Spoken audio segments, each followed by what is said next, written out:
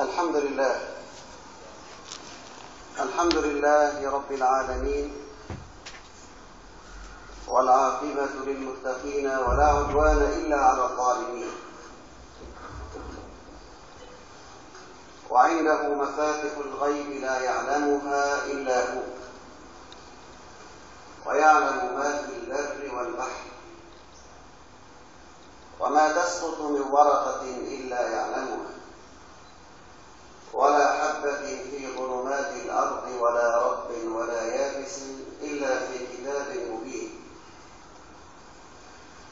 وأشهد أن لا إله إلا الله وحده لا شريك له،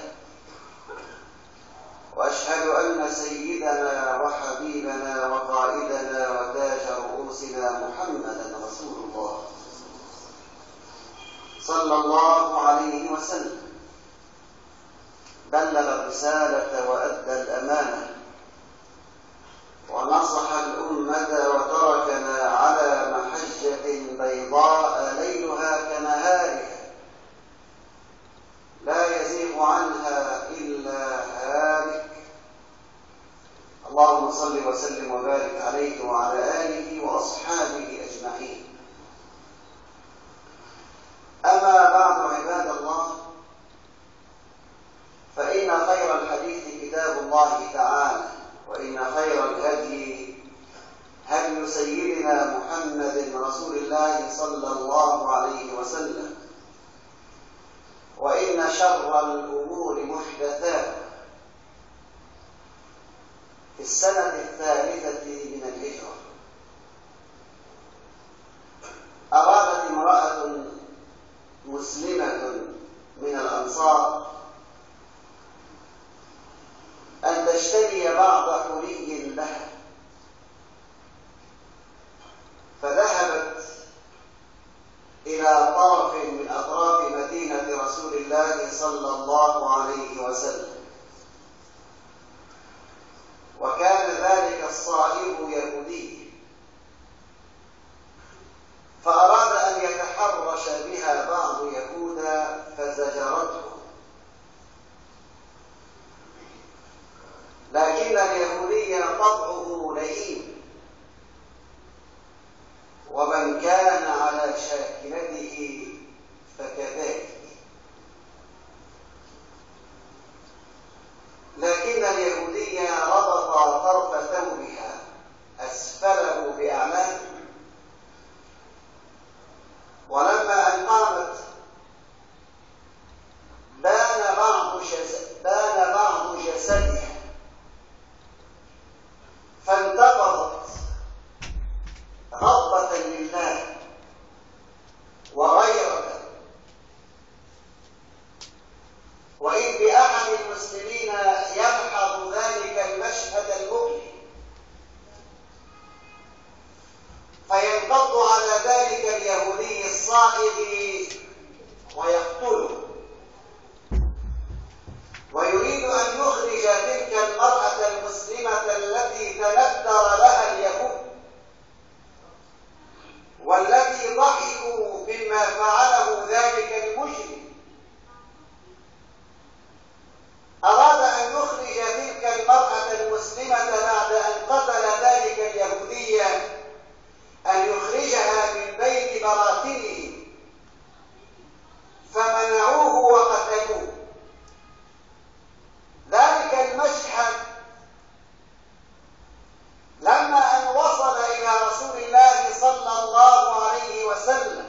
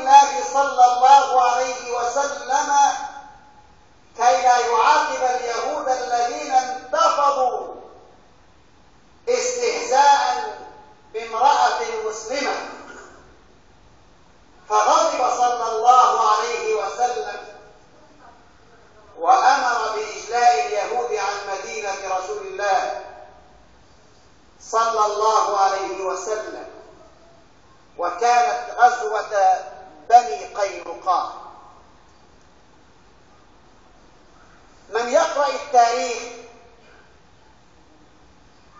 يستطيع أن يتعلم من خلال طياته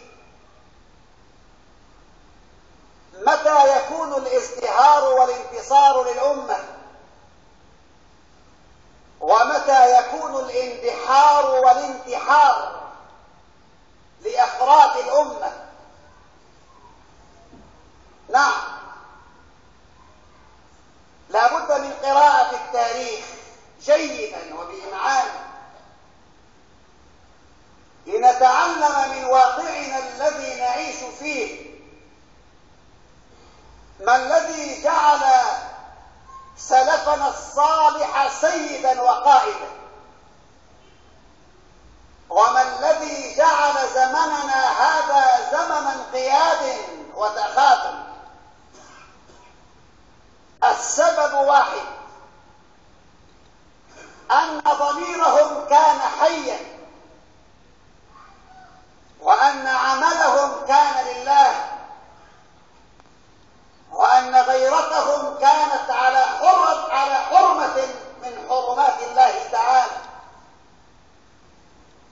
لكن غضبنا اليوم غضب لعصبية وقبلية وقومية وحزبية، فما أحوجنا إلى أن يكون ضميرنا حيا، وأن يكون ضميرنا إنسانيا في زمن فقدت فيه معالم الإنسانية أمام ما يحيط بالمسلمين في قريب البلاد وبعيدها. سأل سيدنا وابصة بن معبد سيدنا رسول الله صلى الله عليه وسلم فقال: يا رسول الله، ما البر؟ ما هو البر؟ فقال عليه الصلاة والسلام: استفت قلبك. أيها المؤمن، في كل موقف من مواقف الحياة استفت قلبك، لأن قلب المؤمن دليله. قال صلى الله عليه وسلم: استفت قلبك. البر ما اطمأنت إليه النفس واطمأن إليه القلب، والإثم ما حاك في القلب وتردد في الصدر، وإن أفتاك الناس وأفتوك. نعم، استفت قلبك، وإن أفتاك المفتون.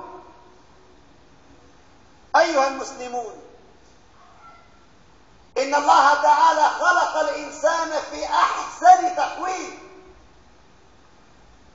وخلق في الإنسان مستودع سر يكتبه القلب ويسكن النفس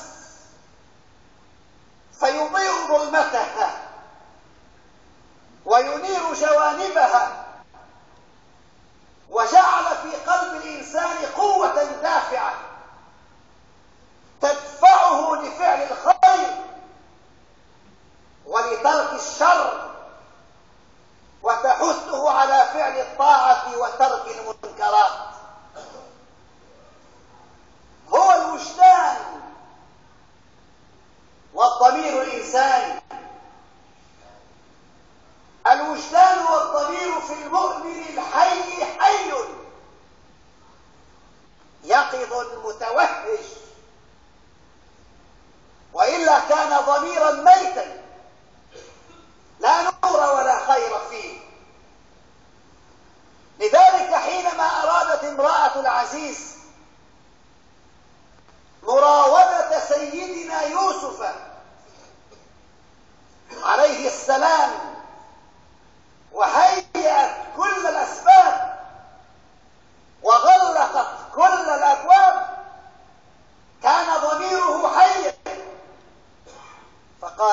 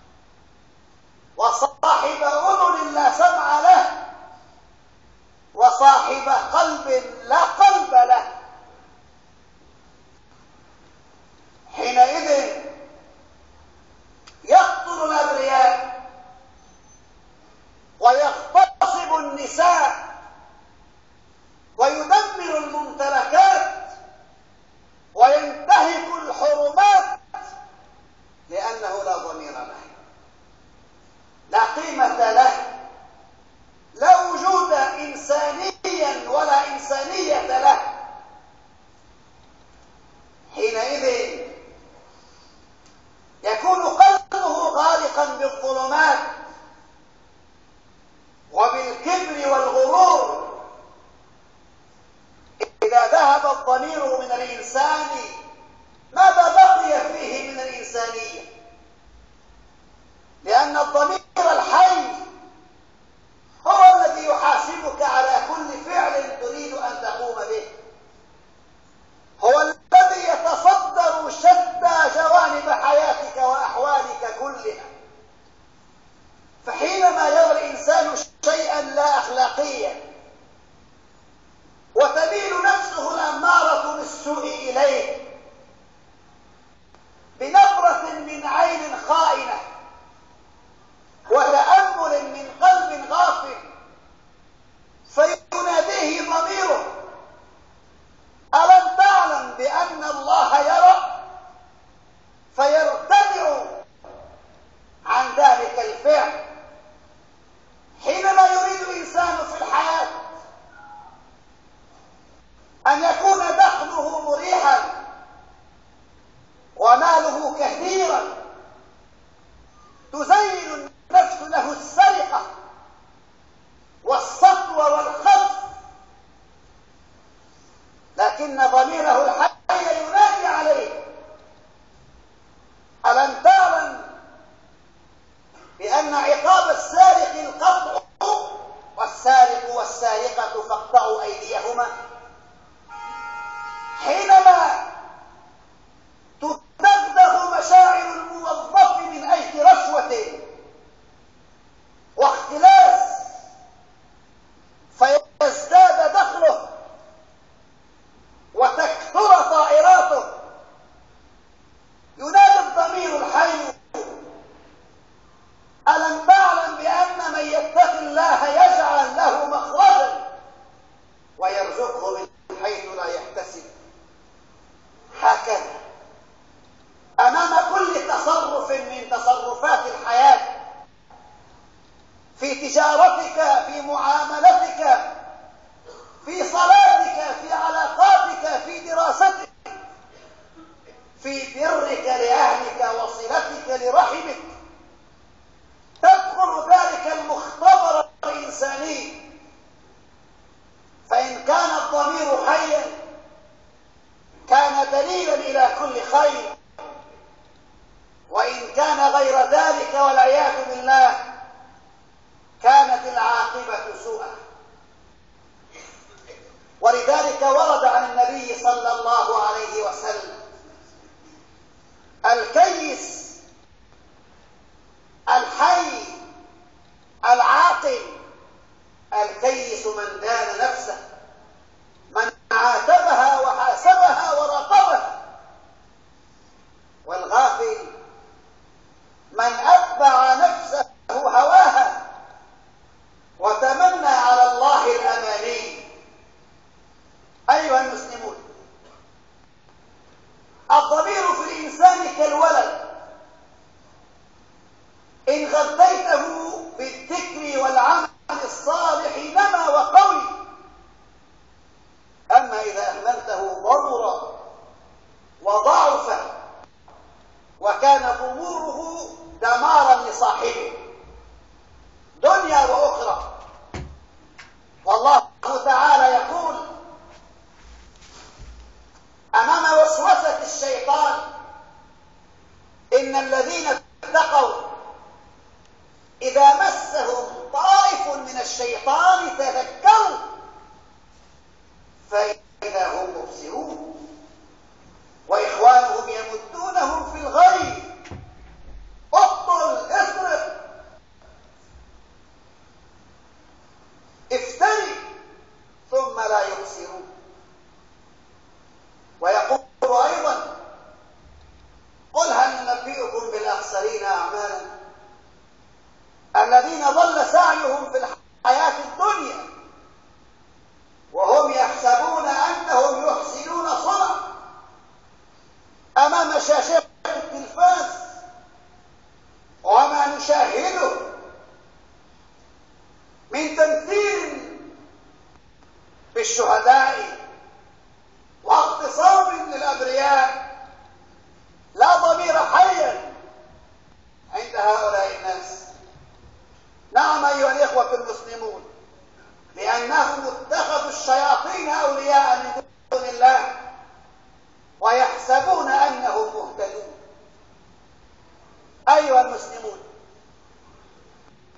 من أعظم العقوبات المعجلة في الدنيا موت الضمير وفقدان الإحساس، بحيث لا يبالي بمنكر يفعله ولا يكترث لمحرم يقترفه، بل ويأنس القلب بفعل المنكر ويستلذ ويفتخر ويفرح بحصوله.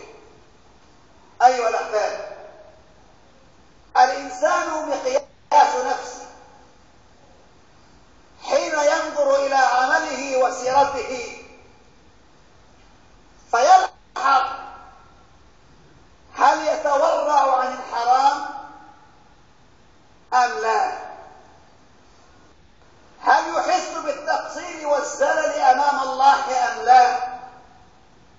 هل يعترف بالذنب والخطأ أمام الغير أم لا؟ هل ينظر في كسبه هل من حلال فيحمد الله تعالى أم من حرام فيرجع عن ذلك أم لا؟ فهو أحد اثنين: إما أن يكون صاحب ضمير مؤمن متوفق، وإما أن يكون لا ضمير له. ولذلك يقول النبي صلى الله عليه وسلم عن هذين الصنفين: إن المؤمن يرى ذنوبه وإن صغرت كأنه قاعد تحت جبل يخاف أن يقع الصخر عليه، دائما في عتاب، دائما في تأنيب ضمير: لماذا فعلت ذلك؟ وإن الفاجر يرى ذنبه وإن عظم كذباب وقع على أنفه فأشار إليه هكذا فطار. أفمن زين له سوء عمله فرآه حسنا فإن الله يضل من يشاء ويهدي من يشاء فلا تذهب نفسك عليهم حسرات. تعالوا إلى الصديق رضي الله تعالى عنه وأرضاه. قدم للصديق طعام فأكل دون أن يتحرى من أين مصدر ذلك الطعام. بعد أن أنهى أكل ما قدم له سأل مقدمه فقال: من أين هذا الطعام؟ قال: من كهانة تكهنت بها في الجاهلية، من مال حرام، من كهانة، من دجل، من عرافة، من كتب حجر، من تعليق تمائم، من كهانة تكهنت بها في الجاهلية، في الإسلام، في الجاهلية. ماذا فعل الصديق؟ أدخل يده في فمه وأخرج الطعام كله من فيه، أخرج كل ما أكله من فمه، قاع الطعام كله. والآخر ينظر إليه: ما الذي حدث؟ فقال: والله لو لم تخرج آخر لقمة إلا مع نفسي لأخرجته. ولذلك من كان هكذا ديدنه فإنه يعرف بحاسة الضمير هل هذا الطعام من حل أم من حرمة. يقول أحد الصالحين: والله إني لأعرف حل الطعام من حرمته. تعرفون بماذا؟ قال: برائحته. فإن كان الطعام من حرام ظهرت رائحة خبيثة. ما الذي جعل فيه هذا هكذا؟ لأنه ربى نفسه وغذاها على طاعة الله وحلاله. بل قال إبراهيم بن أدهم: أطف مطعمك، أطف مطعمك، ولا عليك ألا تقوم الليل وتصوم النهار. اجتهد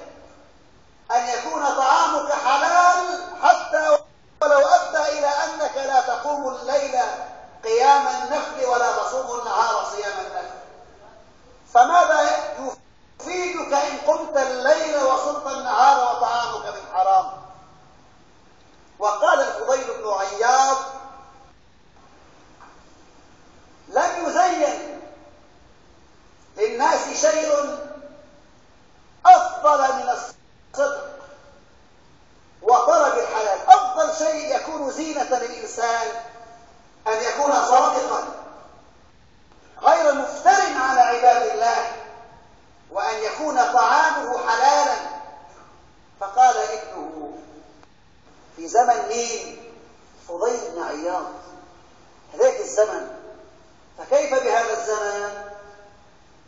فقال: يا أبتاه إن الحلال عزيز.